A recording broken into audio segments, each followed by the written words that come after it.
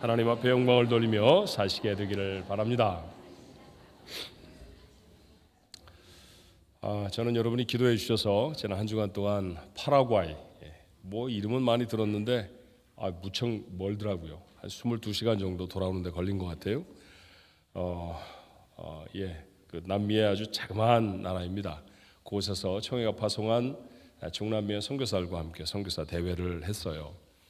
칠레에서, 아르헨티나에서, 또 볼리비아, 그리고 우루과이, 그리고 브라질, 물론 파라과이에서도 선교사님들이 오셔서 하나님 앞에 영광을 돌리고 그들이 사역했던 내용들을 나누고 그랬습니다.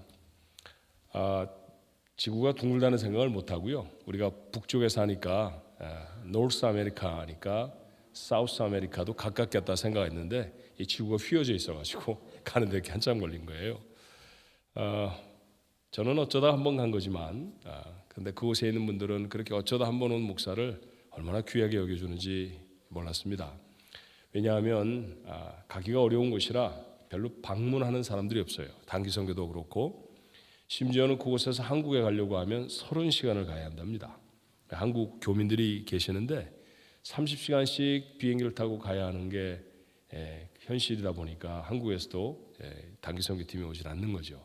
그러니까 선교사님들의 마음에 우리는 버림받은 사람들, 우리는 잊혀진 사람들이라고 하는 생각이 가득했습니다. 근데 이번에 그곳에 가서 그들을 격려하고 또 제가 올해 한 회기 중에는 타이틀이 총회장이니까 그저 목사가 가도 참 중요한 일이지만 총회장에 가서 그들과 함께 격려하고 세울 때 총회가 우리를 격려한다 그런 느낌을 받으시는 것 같아요. 그래서 크게 기뻐하고 힘을 얻는 모습을 보았습니다.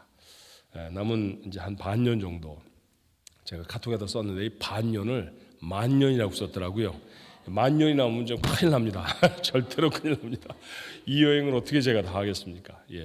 남은 반년 동안 그래 교회를 세우고 또 청해사나 모든 기관들을 잘 세우는 귀한 사명 잘 감당하도록 계속해서 기도해 주시기를 부탁을 드립니다. 로마 제국의 기초를 놓았던 사람은 카이사르라고 하는 사람이에요.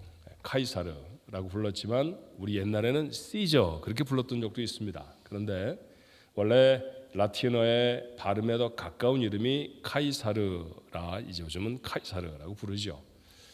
카이사르가 얼마나 유명한 사람이냐 하면 이후에 로마의 황제들을 일컫는 이름이 카이사르이기도 했어요. 그렇게 로마의 황제 시저 그렇게 부르잖아요.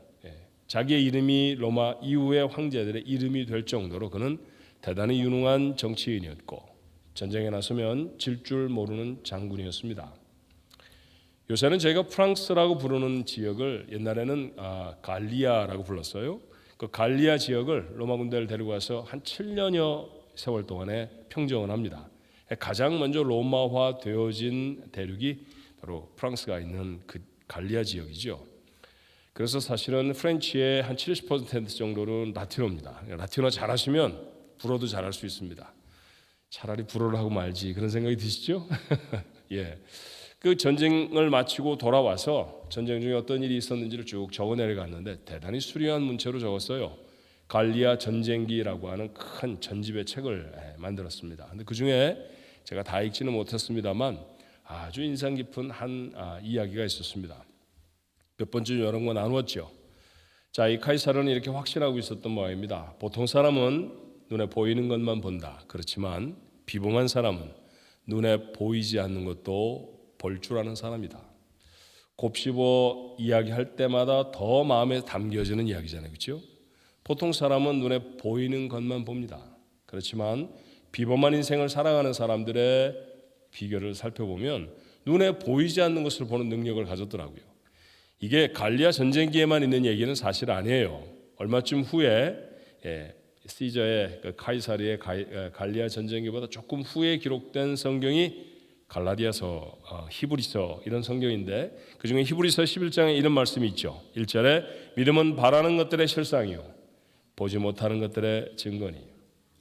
이걸 우리가 지금 나누고 있는 얘기로 다시 바꾸어 말하면 쉬운 말로 풀어서 말하면 믿음은 보이지 않는 것을 보는 능력입니다. 이렇게 번역할 수 있죠. 보이지 않는 것들을 보는 능력이 바로 우리 안에 담겨진 믿음입니다. 우리는 믿음을 가진 사람이죠. 그렇다고 하면 마땅히 보이는 것을 넘어서서 보아야 할 것들을 보는 사람이어야 합니다. 오늘은 보이는 것과 보아야 할 것 사이의 이야기예요. 본문의 말씀 여러분 잘 아는 말씀입니다. 하나님이 모세를 부르셔서 사명을 주시는 장면이죠. 자, 오늘 본문 9절로 10절에 이렇게 되어 있습니다. 이제 가라, 이스라엘 자손의 부르짖음이 내게 달하고 애굽 사람이 그들을 괴롭히는 학대도 내가 보았으니 이제 내가 너를 바로에게 보내어 너에게 내 백성 이스라엘 자손을 애굽에서 인도하여 내게 하리라 말씀하십니다. 자, 대단한 권세를 받는 거죠. 이스라엘 백성이 아무리 노예라 할지라도 한 민족 아닙니까? 이후에는 한 나라가 될 거고요. 그 나라의 우두머리로 세우신다는 말씀이지요. 미국의 대통령 자리를 놓고 많은 사람들이 염려를 하고 또 경합을 하기도 합니다. 그중에 독보적인 사람 두 사람의 경합이 어떻게 될지 우리 초미의 관심사예요. 자기의 가진 모든 것들을 다 걸면서 대통령의 자리를 얻으려고 합니다. 대통령이 온 나라 백성, 특별히 미국과 같은 나라, 전 세계에 영향력을 끼치는 나라의 대통령이 된다는 것은 대단한 권세입니다. 그러니까 자기의 모든 것을 걸고 해보자고 하는 거잖아요. 자, 모세는 어땠을까요? 너 이스라엘 백성의 리더가 되어서 애굽 땅에서 내 백성을 건져내라 말씀하셔서 아멘 할렐루야 그랬을까요? 그러지 않았던 것 같아요. 모세의 반응을 11절은 이렇게 기록합니다. 모세가 하나님께 아뢰되 내가 누구이기에 바로에게 가며 이스라엘 자손을 애굽에서 인도해내리까. 퍽 돌려서 말한 것처럼 그렇게 애둘러 표현하고 있습니다만 대답해 보십시오. 하겠다는 얘기입니까? 못하겠다는 얘기입니까? 못하겠다는 얘기죠.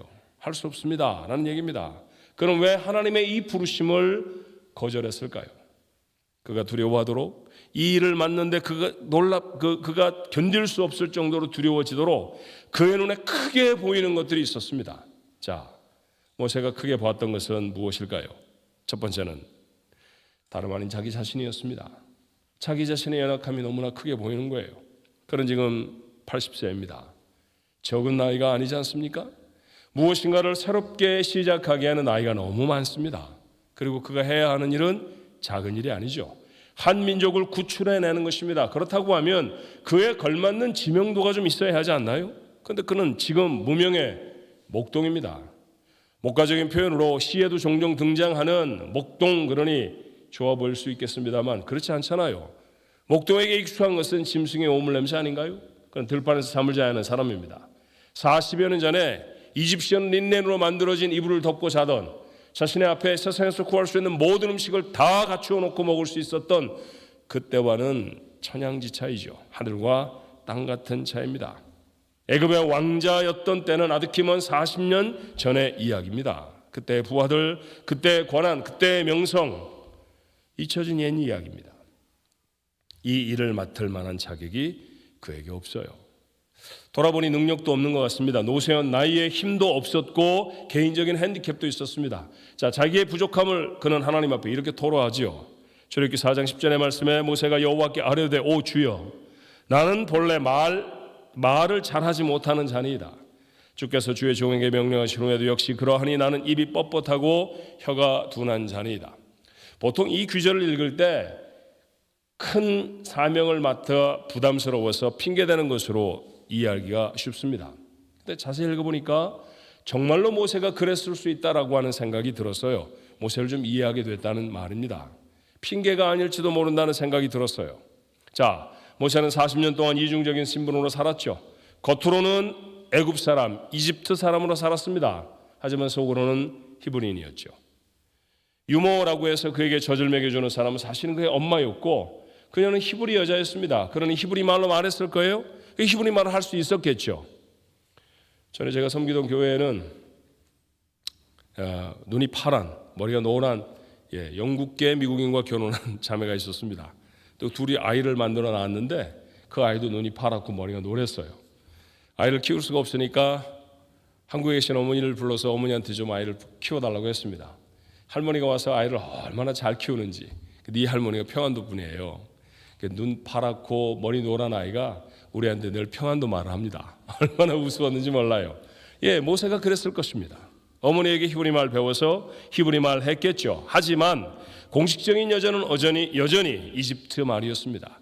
그가 나가서 정치를 할 때, 그가 나가서 건축을 할 때 그가 사용해야 하는 말은 이집트 말입니다. 공식적인 자리에 서면 히브리 악센트를 숨기려고 하지 않았을까요?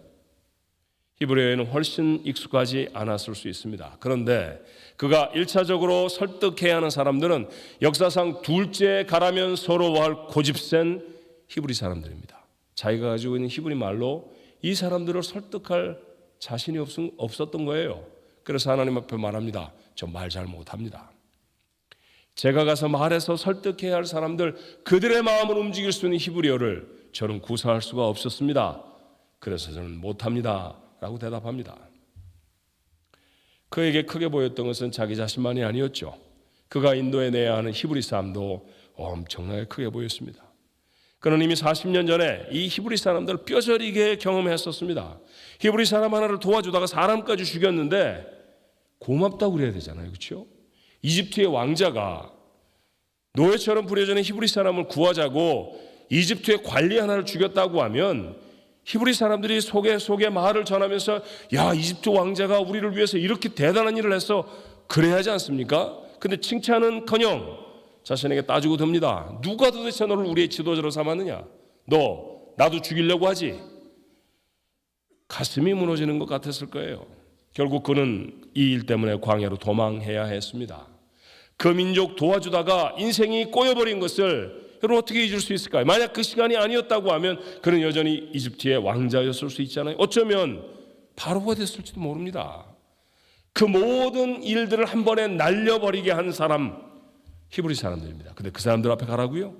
가서 나가자고 하자고요? 예상되는 그들의 반응을 모세는 이렇게 생각했죠. 하나님께 말합니다. 출애굽기 3장 13절에 모세가 하나님께 아뢰되 내가 이스라엘 자손에게 가서 이르기를 너희의 조상의 하나님이 나를 너희에게 보내셨다 하면 그들이 내게 묻기를 그의 이름이 무엇이냐 하리니 내가 무엇이라고 그들에게 말하리까?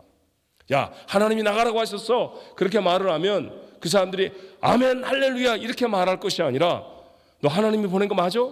하나님 알아 너? 너 같은 사람이 어떻게 하나님을 알아? 이렇게 말할 것이라고 그는 생각했다는 것이죠. 충분히 이해가 되는 모세의 항변 아닙니까? 나아가서 그 사람들은 40년 만에 나타난 모세를 절대로 믿어주지 않을 것입니다. 출애굽기 4장 1절에 모세가 대답하여 이르되 그러나 그들이 나를 믿지 아니하며 내 말을 듣지 아니하고 이르기를 여호와께서 내게 나타나지 아니하셨다 하리이다. 예, 이 말 틀린 말 하나도 없잖아요. 출애굽의 역사는 워낙 여러 번 읽으셨을 것이고 여러 번 설교를 들으셨기 때문에 우리가 그 내용을 다 압니다. 지금 모세가 한 말들이 사실로 다 일어났잖아요. 이스라엘 백성들에게 가서 야 나가자 그랬을 때 아무도 감사합니다 할렐루야 하나님이 이제 우리를 돌아보십니다 안 했습니다. 도리어 그 말을 하는 모세를 질책하고 그 말이 진짜인지 진위를 가리기 위해서 치열한 논쟁을 벌였던 사람들이었죠. 예, 모세가 예상한 것들은 사실 그대로 다 일어났습니다. 예, 맞습니다. 이게 눈에 보이는 현상이었던 것이죠. 그것만이 아니었어요. 바로는 또 어떻게 합니까? 이집트의 경제력이 히브리 노예들을 바탕으로 하고 있다는 사실을 모세는 모르지 않습니다. 집집마다 히브리 노예를 한두 명은 부렸을 것이고요. 크고 작은 일들에 그들을 동원해서 그 노역을 공짜로 사용하던 사람들이 이집트 사람들이었습니다. 얼마 전까지만 해도 모세도 그런 삶을 살아가던 사람 아니었나요? 히브리 사람들은 이집트의 입장에서 보면 훌륭한 자산입니다. 그런데 그 자산을 다 하려고 하면 순순히 주겠습니까? 그렇게 계산에 박지 못한 사람이 이집트라고 하는 중동에서 가장 큰 나라의 왕일 리가 없잖아요. 그거 계산 못하지 않습니다. 힘이라도 있어서 협박을 한다고 하면 모를까 목동이 나가서 중동 최고의 나라 왕에게 노예를 풀어 달라고 하면 그가 듣겠습니까? 어린 반푼어치도 없는 소리죠. 자신을 보아도 이끌어낼 백성 히브리 사람을 보아도 싸움을 해야 할 바로도 다 너무 컸습니다. 눈에 보이는 대로 하면 못합니다. 그래서 모세의 대답은 보낼 만한 사람을 보내십시오. 난미 저는 아닙니다. 다른 사람을 보내시죠. 눈에 보이는 것에 머물러 있으면 하나님의 부르심에 응답할 수 없습니다. 하나님의 부르심이라고 얘기하니까 이 설교는 선교사님들이 듣는 얘기야, 목사님들이 듣는 얘기일 거야. 여러분은 부르심이 없나요? 우리가 구원받은 것을 성경은 부르심이라고 말합니다. 구원으로 부르셨잖아요. 하나님의 자녀가 되게 하지 않으셨습니까?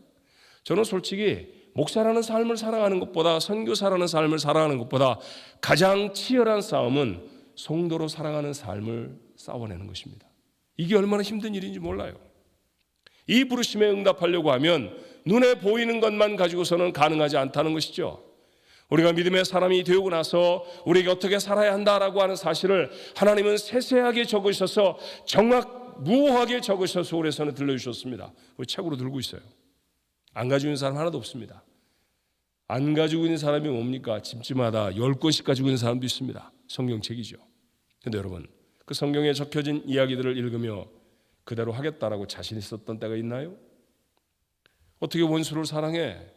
어떻게 오른쪽 뺨을 떼면 왼쪽 뺨을 돌려댈 수 있지? 못한다는 것 투성입니다. 성경은 그렇게 적었을지라도 나는 못해 라고 포기하는 책이 어느덧 우리가 들고 있는 성경이 아닙니까? 그 밖에도 다양한 모습으로 여러분 스스로가 부름을 받죠. 어떤 이는 아버지로, 어떤 이는 어머니로 부름을 받기도 하고요. 누군가의 남편이 되기도 하고 누군가의 아내가 되기도 합니다. 자신 있으세요? 어떻게 하면 남편으로 잘 살아갈 수 있을까요? 어떻게 하면 정말로 하나님이 보시기에 좋은 아내가 될 수 있을까요? 눈에 보이는 것으로 가능하지 않습니다. 제가 늘 입에 달아 여러분에게 드리는 말씀이 있잖아요. 에베소서 5장의 말씀을 보고 아내들에게 권하는 말씀을 권하면 아내들은 단박에 마음속에 대답을 합니다. 거기에 뭐라고 말씀하시던가요? 아내들아, 내 남편을 공경하기를 교회가 죽게 하듯 하라. 그렇죠? 그럼 여러분 뭐라고 대답하고 싶어요? 여러분이 대답하면 집에 가서 싸움하니까 제가 대신해 드릴게요. 주 같아야 뭐 공경을 하든 말든 하지. 주 같지 않은 남편 앞에 두고 주님을 섬기듯 공경하라고 하는 것 어렵습니다. 눈에 보이는 현상은 그렇습니다. 아이를 키워내는 것, 여러분에게 주신 크고 작은 여러 가지 기업들, 허락하신 직장 어떻게 감당할까요? 얼마나 많은 경우에 실패하는지 모릅니다. 인생이 다 그렇게 치부해 버리시겠습니까? 이때쯤에서 이 말씀을 다시 생각하는 까닭이 뭘까요? 올해를 시작하면서 얼마나 놀라운 다짐들이 여러분에 있으셨습니까? 올해는 성경을 한번 꼭 읽어야지. 가능하시겠습니까? 2달 반 남았는데 내가 열심히 기도할 거야. 열심히 기도하고 계신가요? 초기에 가졌던 이 해를 시작하면서 우리의 마음에 담았던 하나님의 부르심처럼 분명하게 담았던 사명들 온전히 감당하지 못할 수가 있죠. 정말 많은 경우에 하나님의 부르심에 내가 이렇게 응답해야지라고 하면서도 하나님의 부르심을 제대로 응답하지 못하는 경우도 너무너무 많습니다. 사람 때문에, 환경 때문에 우리는 우리에게 주어진 일들을 못한다고 말할 만한 핑곗거리가 사실은 한 트럭뿐입니다. 노트를 하나 나눠주고 여러분이 하나님의 부르심에 응답하지 못할 내용들을 적어보십시오라고 말하면 아마 모두가 다 가득 채울걸요? 그런 목록으로 가득한 인생을 사겠습니까? 모세는 못한다고 했습니다. 까닭은 무엇이었을까요? 보이는 것만 보았기 때문입니다. 그런데 이 이야기는 여기서 끝이 나지 않잖아요.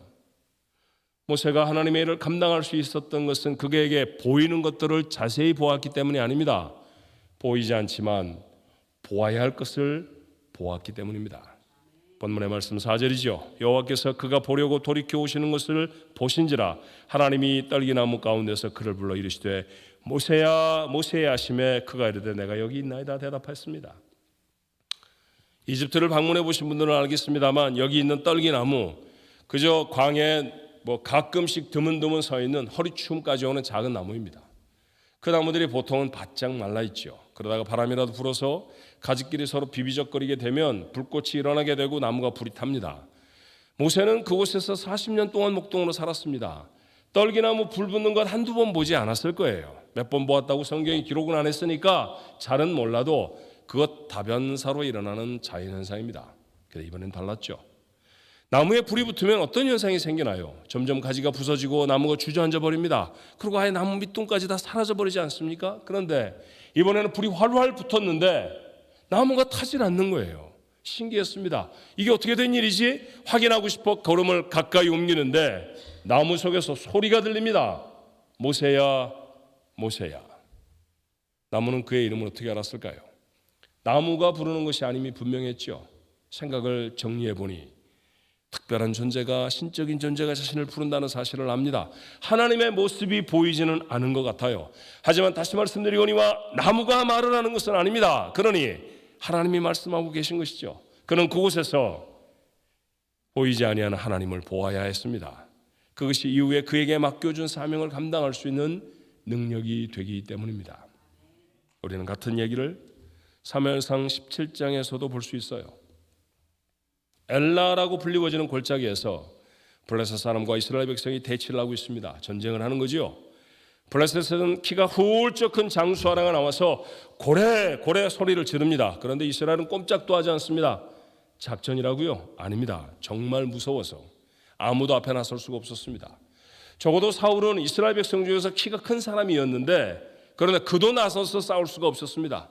모두가 다 꼭꼭 숨어서 머리카락이 보일새 숨 죽이고 있는 형편이었습니다. 그렇게 숨죽이고 있는 이스라엘 백성들, 쫄병 하나도 블레셋에 나와서 전쟁을 도두는 사람에 대해서 모르는 게 없어요. 다 알고 있습니다.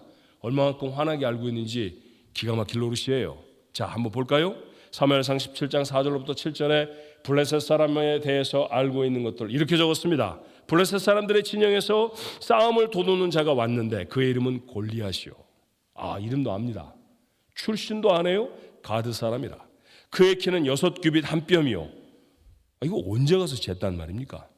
누가 도대체 가서 6규빗 한 뼘, 6규빗쯤이라고 했으면 그저 보는 것으로 6규빗 될 거야 그랬을 수 있습니다만 이거 상당히 정확한 기록이잖아요. 6규빗 한 뼘. 그때 무슨 군인들이 이렇게 군인들 리스트에 자기의 이름을 적으면 키가 얼마고 몸무게가 얼마고 이렇게 적던 시절이 아니지 않았습니까? 그런데 어떻게 이렇게 골리앗에 대해서 모르는 게 없이 다 알고 있을까요? 계속해 보십시다. 머리에는 노트구를 썼고 몸에는 비늘 갑옷을 입었으니 그 갑옷의 무게가 노 5,000세겔이며 아니 적군의 장수가 입고 있는 이 갑옷의 무게는 또 어떻게 알았단 말입니까? 그의 다리에는 놋 각반을 쳤고 어깨 사이에는 놋 단창을 메었으니 그 창자로는 배틀 채갖고 창나는 철 600세겔이며 방패 든 자가 앞서 행하더라. 모르는 게 없습니다. 대단한 정보력을 가지고 있죠. 이스라엘의 정보력은 근대 국가를 만들고 모사드라고 하는 걸 만든 다음에 생기진 게 아닌 것 같아요. 그들은 옛날부터 다 압니다. 남의 정보를 캐내는 데는 아주 신출귀몰한 그런 이 민족이 이스라엘 백성이 아닌가 싶어요. 자, 이렇게 골리앗에 대해서 모르는 것 없이 속속들이 다 압니다. 그런데 여러분 다 아니 문제가 더 커졌습니다. 무슨 문제일까요? 다 알고 나니까 정말 무서워졌어요.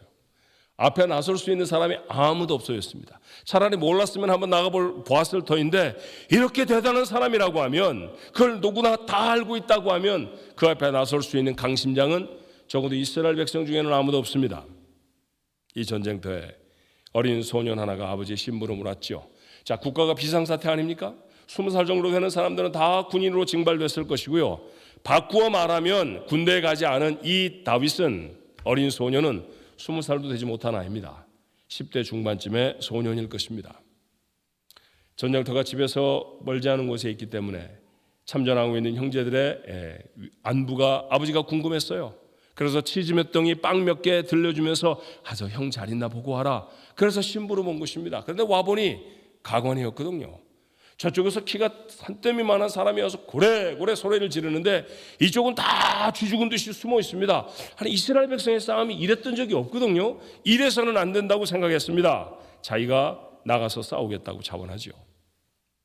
모두가 다 아는 이야기를 골리앗에 대한 모든 정보들을 다윗이라는 이 이름의 아이만 몰랐을 리가 없습니다. 처음에 도착했을 때는 몰랐을 수도 있겠죠.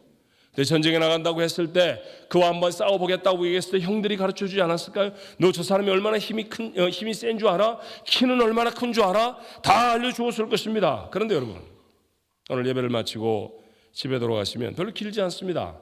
사무엘상 17장의 말씀을 한번 찬찬히 읽어보십시오. 다윗은 그 사람에 대해서 별로 관심이 없습니다. 얼마나 큰지 얼마나 힘이 센지 이런 건 도무지 다윗의 관심사가 아니었어요. 그에게는 단지 할례받지 못한 블레셋 사람이었고 비정상적으로 큰 무게를 들고 있는 무지한 사람에 불과했습니다. 모두가 다 골리앗에 집중하고 있을 때 다윗은 다른 것을 보죠. 그가 보았던 것은 이스라엘 백성 중에 아무도 보지 못하던 것이었습니다. 무엇이었을까요? 하나님이었습니다. 그의 첫 마디는 이것이었어요. 사무엘상 17장 26절에 다윗이 곁에 서 있는 사람들에게 말하여 이르되 이 블레셋 사람을 죽여 이스라엘의 치욕을 제거하는 사람에게는 어떠한 대우를 하겠느냐. 이 할례받지 않은 블레셋 사람이 누구이기에 살아 계시는 하나님의 군대를 모욕하겠느냐. 사무엘상 17장에 첫 번으로 등장한 하나님입니다. 아니 전쟁이 1,200명이 나가 있는 게 아니지 않겠습니까? 수천 명의 이스라엘 백성이 나가 있는데 그중에 단 한 사람도 이 이름을 기억하지 못했습니다. 눈에 보이는 게 너무 어마어마하니 하나님을 잊어버린 것이죠. 하나님을 기억해내지 못합니다. 그 참남한 백성 중에 하나님을 불러낸 것, 하나님에 대한 기억을 불러낸 것 누구였습니까? 어린 소년 다윗이었습니다. 아무도 볼 수 없었던 하나님, 살아 계신 하나님, 이 아이에게 보였죠. 이후에 기록을 보면 다윗은 이 하나님에 대해서 9번이나 확신 있게 힘 있게 말합니다. 골리앗에 대해서는 2번밖에는 언급하지 않아요. 하나님을 본 아이는 힘도 없고 전쟁의 경험도 없는 소년이었습니다. 무기도 없습니다. 그러니까 나가서 이 싸움을 한다고 할 때 그가 들고 나갔던 게 무엇이었습니까? 돌멩이 5개, 그리고 막대기 하나, 아버지가 양칠 때 쓰라고 주었던 것이었을 겁니다. 그리고 새총 비슷한 물매가 전부였습니다. 하도 기가 막혀서 골리앗이 묻잖아요. 너 이거 전쟁이야, 전쟁. 개를 쫓아버리려고 나온 게 아니어야 해. 그런 싸움도 되지 않을 무기 같지도 않은 것을 쓸고 그는 골리앗 앞에 섭니다. 그랬더니 어떻게 됐을까요? 하나님을 본 자가 이겼습니다. 아무도 감당할 수 없었던 문제를 하나님을 본 자가 이깁니다. 중요한 사실 하나를 마음에 담아야 하지 않을까요? 하나님을 봐야 하나님의 부르심을 이루어낼 수 있습니다. 험악한 세상 속에 우리가 승리할 수 있는 가장 근본적인 힘은 하나님을 보는 데서 옵니다. 세계의 경제 동향이 아니라 나와 함께 하신 하나님을 보아야 기업을 일굽니다. 아이가 아니라 아이를 주신 하나님을 보아야 그 아이를 잘 키울 수 있습니다. 내 앞을 막아서는 골리앗 같은 문제가 아니라 내 뒤에 계신 더 크신 하나님, 그 하나님을 보아야 문제를 풉니다. 다른 사람들이 어떻게 살아가느냐가 아니라 하나님을 보아야, 그리고 내게 어떻게 살아가기를 소망하고 계시는지 그 하나님을 보아야, 그래야 믿음의 삶을 결단할 수 있습니다. 그 삶을 살아갈 능력이야 두말할 것도 없이 하나님을 봐야 하지 않습니까? 얼마나 많은 경우에 세상만 바라보다가 거룩한 삶도 하나님의 부르신 사명도 포기하게 되는지 몰라요. 눈에 보이는 것만 따라가다가 하나님을 잃어버린 불쌍한 이스라엘 백성들, 숨어있는 운이 좋으면 이길 거야 라고 그곳에 엎드리고 있는 사람들의 모습이 우리의 삶이라고 하면 오늘 이 시간에 다시 회복되어져서 하나님을 보고 승리할 수 있는 믿음의 용사들이 되시기를 주님의 이름으로 축원합니다. 보이지 않는 하나님을 본다는 것은 어렵죠. 그래서 하나님 우리를 도우세요. 하나님이 모세를 도우셨습니다. 첫 번째는 하나님이 누구신지를 가르쳐 주셨죠. 출애굽기 3장 14절의 말씀에 하나님이 모세에게 이르되 나는 스스로 있는 자이니라. 또 이르시되 너는 이스라엘 자손에게 이같이 이르기를 스스로 있는 자가 나를 너희에게 보내셨다 하라 말씀하셨습니다. 스스로 있는 자, 이 말에 대한 신학적인 해석은 참 크고도 많아요. 그러나 가장 중요한 사실은 무엇입니까? 하나님은 어떤 상황에 좌우되는 분이 아니시라는 거죠. 모세가 약하다고 하나님의 일을 못하시는 분도 아니고 바로가 힘이 있다고 실패하시는 분은 더더군다나 하나님이 아닐 것입니다. 하나님은 스스로 계신 분입니다. 아무도 그의 능력과 의지를 거스를 수 없습니다. 하나님이 나를 부르셨다고 하면, 하나님이 내 속에 하나님의 부르심을 담으셨다고 하면 그 부르심을 이루실 분은 누구십니까? 하나님이십니다. 그래 부르신 분을 보십시오. 그래야 이깁니다. 그래야 승리합니다. 모세가 눈으로 보도록 능력을 보여주시기도 했습니다. 첫 번째 능력은 지팡이를 뱀으로, 뱀을 지팡이로 바꾸시는 것이었죠. 출애굽기 4장 2절부터 4절의 말씀은 이렇습니다. 여호와께서 그에게 이르시되 내 손에 있는 것이 무엇이냐? 그가 이르되 지팡이니이다. 여호와께서 이르시되 그것을 땅에 던지라 하시매 곧 땅에 던지니 그것이 뱀이 된지라. 모세가 뱀 앞에서 피하며 여호와께서 모세에게 이르시되 내 손을 내밀어 그 꼬리를 잡으라. 그가 손을 내밀어 그것을 잡으니 그의 손에서 지팡이가 되었습니다. 생명을 잃어버린 마른 지팡이도 하나님이 명령하시면 사람을 두렵게 하는 뱀이 될 수 있습니다. 물리면 치명적일 뱀을 하나님의 명령대로 잡으면 아무것도 아닌 막대기가 되어버리기도 합니다. 그것이 전부가 아니었죠. 모세의 손은 문둥병에 걸릴 수도, 그리고 나을 수도 있었습니다. 6절로 7절이에요. 여호와께서도 그에게 이르시되 내 손을 품에 넣으라 하시매 그가 손을 품에 넣었다가 내어보니 그의 손에 문둥병이 생겨 눈같이 된지라. 이르시되 내 손을 다시 품에 넣으라 하시매 그가 다시 손을 품에 넣었다가 내어보니 그의 손이 본래의 살로 되돌아왔습니다. 품에 손을 넣었다가 꺼내보니 문둥병이 바라고 말았습니다. 자, 문둥병, 고칠 수 없는 병 아닙니까? 그 참담한 병을 가졌을 때 그는 두렵지 않았을까요? 그런데 하나님 다시 말씀하십니다. 아무도 고칠 수 없었던 그 병이 바란 손을 하나님의 명령대로 다시 품에 넣었더니 그 손이 깨끗해졌습니다. 하나님께는 불가능이 없죠. 하나님은 우리에게 이런 놀라운 역사들을 이루어 주십니다. 왜 하나님이 이런 일을 하시는지를 출애굽기에는 이렇게 적었습니다. 4장 5절에 이는 그들에게 그들의 조상의 하나님 곧 아브라함의 하나님 이삭의 하나님 야곱의 하나님 여호와가 내게 나타난 줄을 믿게 하려 함이니라. 우리에게 믿게 하려고 하나님은 놀라운 일들을 행하시는 것이죠. 우리 인생 속에도 하나님이 크고 작은 많은 역사들을 이루어내지 않으셨던가요? 왜 그런 일을 이루십니까? 하나님이 하나님 되심을 우리에게 보여주시는 것이었습니다. 1년 전에 교회에 큰 바람이 불어서 지붕이 다 날아갔죠. 교회가 침수 피해를 당했습니다. 고칠 수 있는 방법이 없어서 보험회사와 의논을 하고 있는데 보험회사 이 인스펙터를 이 조사관을 따라온 보험 에이전트가 있었어요. 따라다니면서 이것저것을 다 보고 우리에게 다 이렇게 커버를 다 해주겠습니다. 우리가 다 수리할 수 있도록 도와주겠습니다. 라고 떠나는 자리에서 제게 했던 말을 저는 잊을 수가 없습니다.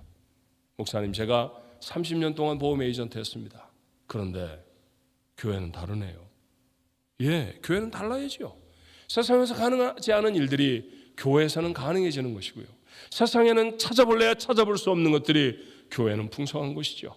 그렇게 하나님이 우리 속에 기적과 역사를 이루어주지 않으셨던가요? 교회 역사 지난 53년의 역사 속에서 우리가 교회에 하나님의 베풀어 주신 은혜를 다시 반추하며 생각할 때 그것들은 무엇이었습니까? 그저 평범하게 이루어질 수 있는 일들이 아니잖아요.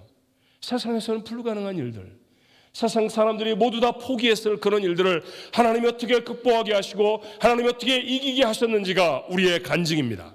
그게 53년 우리 교회의 역사이죠. 여러분의 삶에도 다르지 않습니다. 저는 다른 교회 이야기를 하고 있는 게 아닙니다.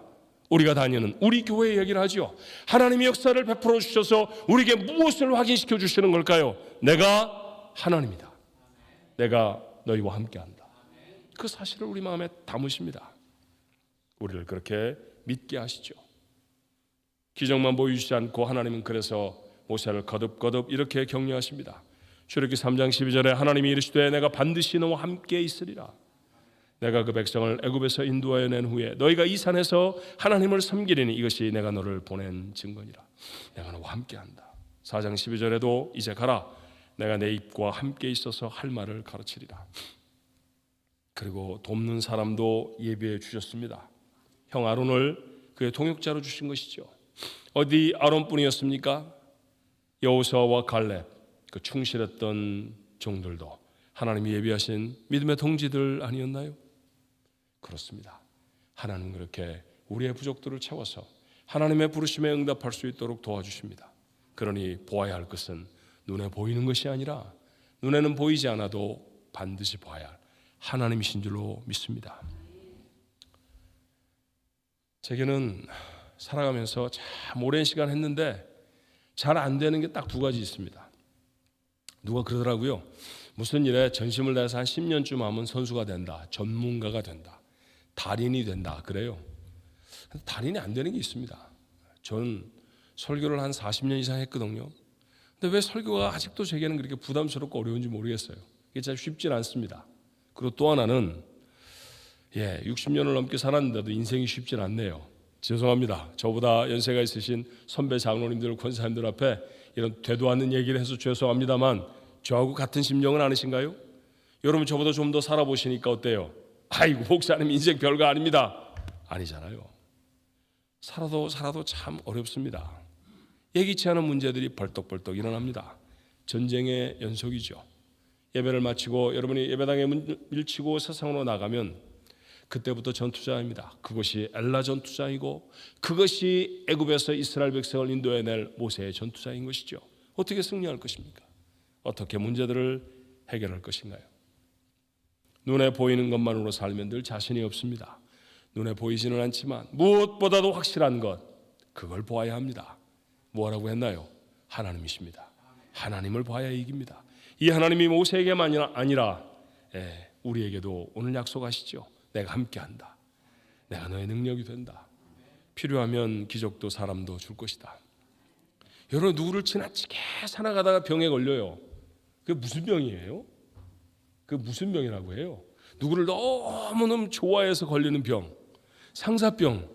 상사병에 약이 있다는 얘기를 못 들어봤어요. 하나님이 이렇게 말씀하십니다. 내가 너를 사랑함으로 병들었다고 가려구나. 여러분, 기가 막힌 말씀 아니에요? 오늘 우리 장로님 기도하신 것처럼 도대체 내가 뭐라고 하나님이 병이 들 정도로 나를 사랑하십니까?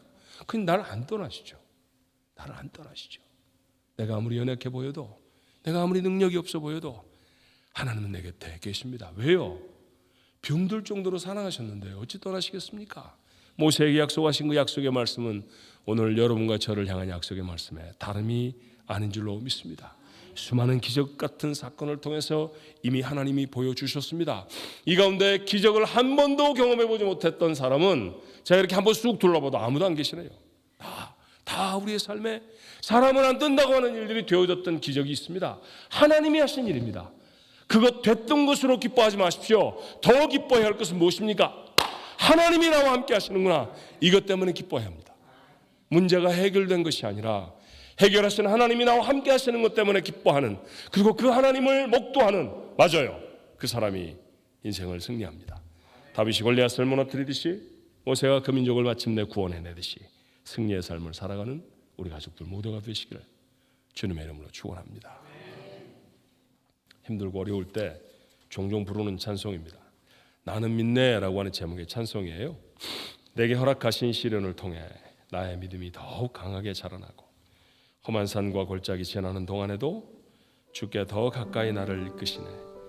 내가 겪는 시험이 어렵고 힘겨워도 내 주님보다 크지 않네. 주님보다 큰 문제는 없죠. 내 앞에 바다가 갈라지지 않으면 주가 나로 바다를 걷게 하리. 그래서 나는 믿습니다. 뭘 믿나요? 내 건강을, 내 은행의 잔고를, 내 경험을 믿지 않습니다. 나는 하나님을 믿습니다. 그게 여러분이고 그게 우리입니다. 오늘 그 믿음을 갖고 이 찬송 우리 함께 부르고 하나님 앞에 한번 기도할까요? 나는 믿네 함께 찬송합니다.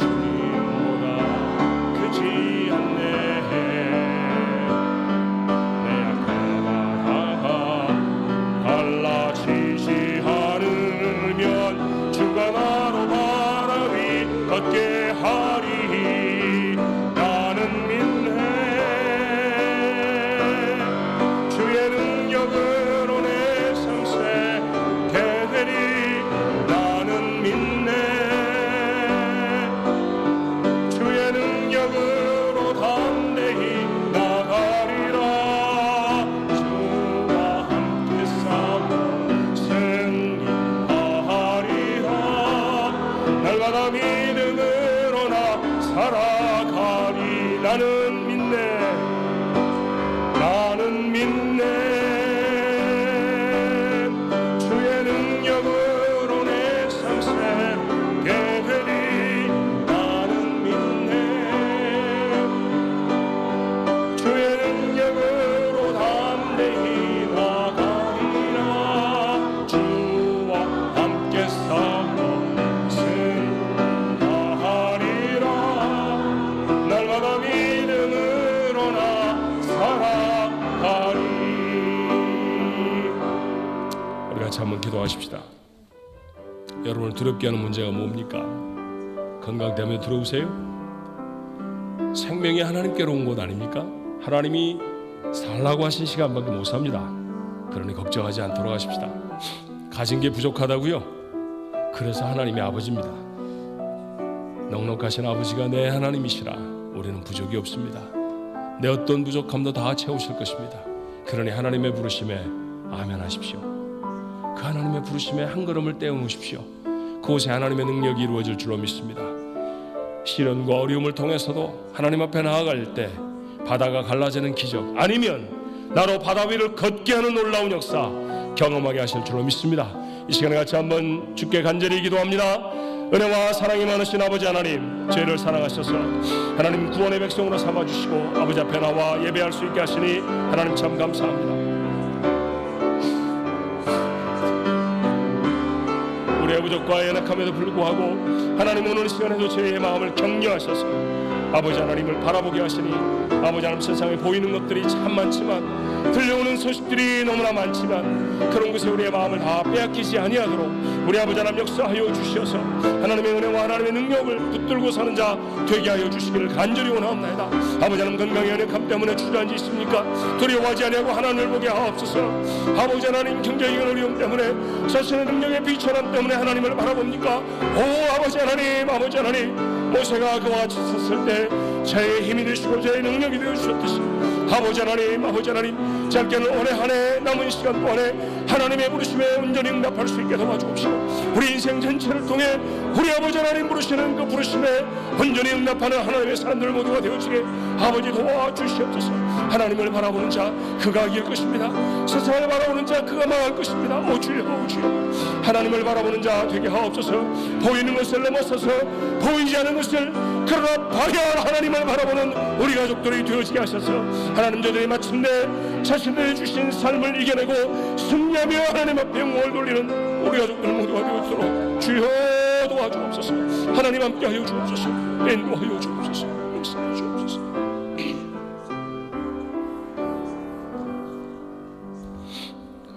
그 길인 줄 알았습니다. 그렇게 나사렛 당이라고 하는 사람들, 그 사람들을 없이 하면 하나님이 기뻐하실 줄 알았습니다. 그러던 그에게 주님이 나타나십니다. 깜짝 놀랄 그 경험 앞에 그가 묻습니다. 누구십니까? 나는 내가 핍박하는 예수다. 얼마나 놀랐을까요? 살아온 인생이 물거품처럼 사라지는 순간 아닙니까? 그는 그렇게 주님을 마음에 담았고 하나님의 사람이 됩니다. 하지만 이후에도 그의 삶은 쉽지 않았던 것 같습니다. 그는 로마에 보내는 편지에 이렇게 담습니다. 오호라 나는 곤고한 사람이로다.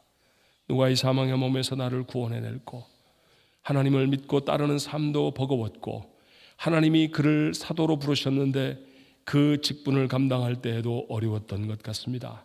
멸시를 당하고 핍박을 당하고 죽임을 당하고 감정은 솟구쳐 올라오는데 그 감정대로 살아갈 수 없는 답답함이 그의 곤고함이었습니다. 그러나 고개를 들어 하나님을 봅니다.